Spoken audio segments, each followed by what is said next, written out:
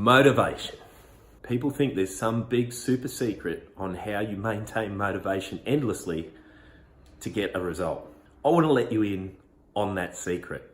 Motivation never lasts. And that's 100% okay. We're humans. That happens all the time. It doesn't matter who you are. Even me. Just because I'm a trainer doesn't mean I'm motivated all the time.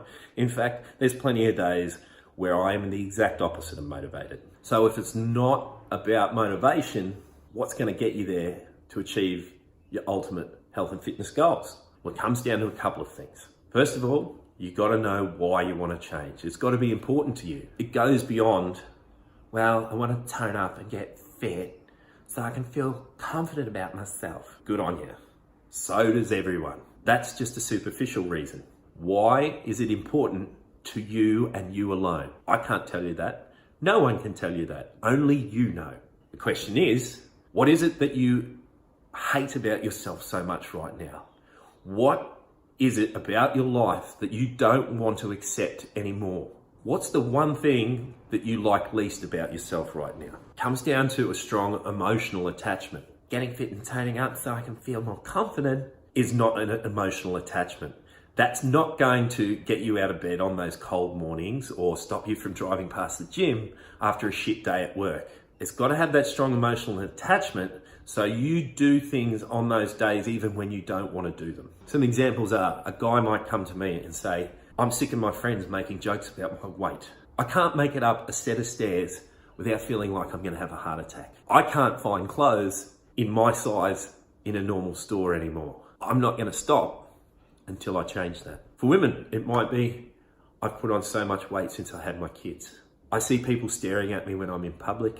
I want to be able to go to the beach and wear my bikini again without people making jokes about me. As you can see, there's a little bit more emotion involved in that. But again, it's got to be personal to you. That's totally down to you to figure out.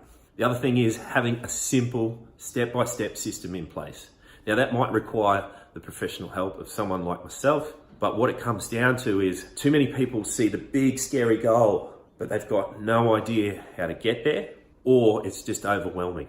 Breaking it down into small bite-sized steps means you're much more likely to take action and you're much more likely to stick to it. It's got to challenge you. It's got to push you outside your comfort zone, because nothing grows in the comfort zone. It's got to be small steps. And once you take those small steps, that helps get momentum. And before long, you start to see these amazing results. If you aim to improve by 1% each day, think about how much you improve over 365 days. So what's some examples of that small bite-sized system that I'm talking about? Well, I'll give you the example that I use with my clients. They work out for a grand total of 2.5 hours a week. People in the fitness industry will tell you that you need to work out 5, 6, 7 days a week or twice a day. That's bullshit. 2 strength training sessions a week, 2 intense cardio sessions a week for a grand total of 2.5 hours and get fucking amazing results. Then there's the habits. The things that have brought you to the point where you're unhappy and you want to change is your habits. Getting a meal plan or working your ass off 6 or 7 days a week isn't going to fix the problem. If you don't change the habits that have brought you unstuck in the first place, you're only going to be chasing your tail. Play the long game. Fix one habit at a time. Plan for a minimum of 12 months, not 12 weeks or 30 days. That's bullshit. It takes much longer than that to change those bad habits and make the new habits stick. So my point today is motivation alone isn't going to cut it.